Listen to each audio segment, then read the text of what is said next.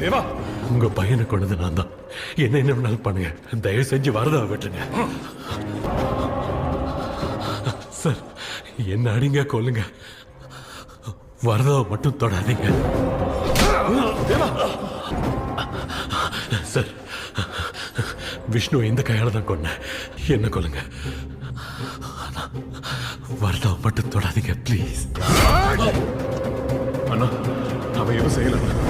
என்னாலதான் எல்லாம் என்ன கொண்டு